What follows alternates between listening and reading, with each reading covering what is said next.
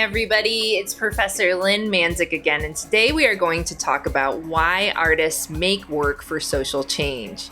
Or, why can't we just make it pretty? So, people love to ask artists this question, almost like it's a personal flaw. Why does your work have to be so political?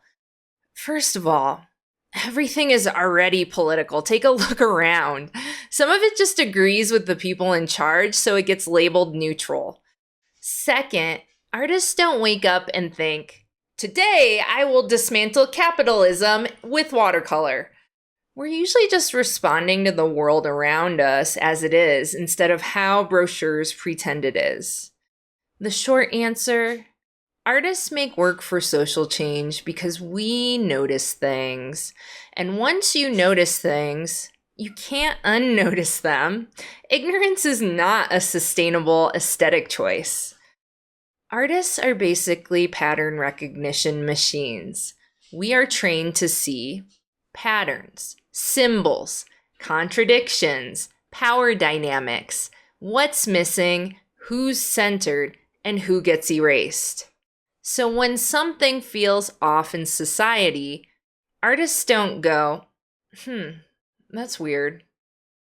We go, oh, that's a system, and systems are design problems.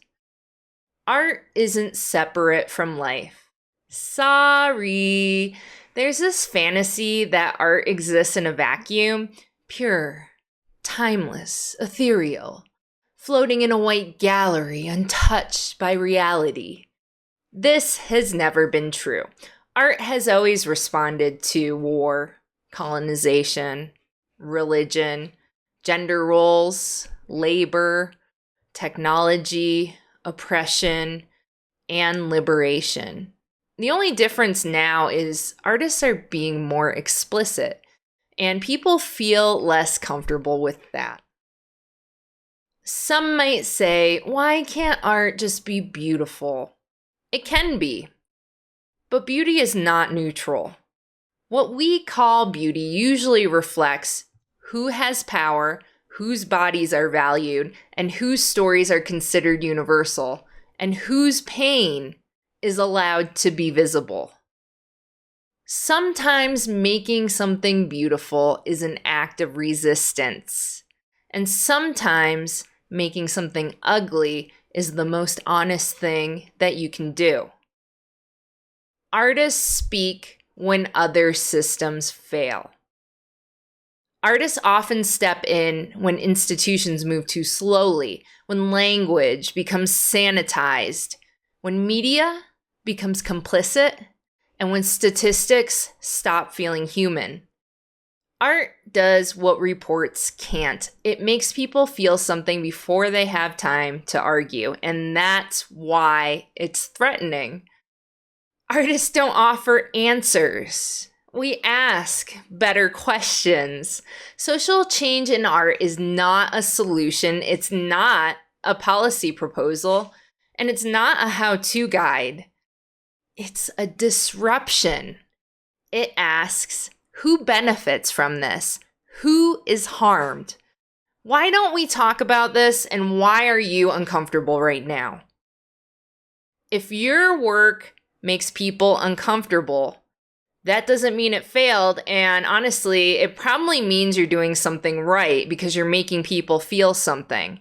Sometimes discomfort is the work.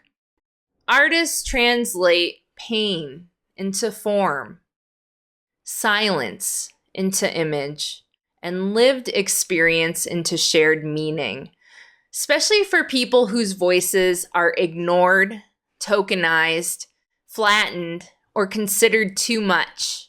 Art becomes a way of saying, I was here, this happened, and you're not imagining it. Why does this matter right now? Well, we live in a time of over-information, political divide, short attention spans, algorithmic outrage, corporate-friendly narratives. Art slows people down. It bypasses defenses, it sneaks past logic, and it hits the nervous system first. That's real power.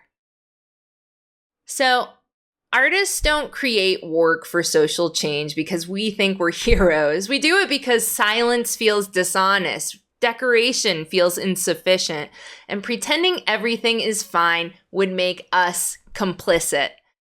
Art does not fix the world, but it cracks open just enough for something else to grow. And honestly, that's kind of our job.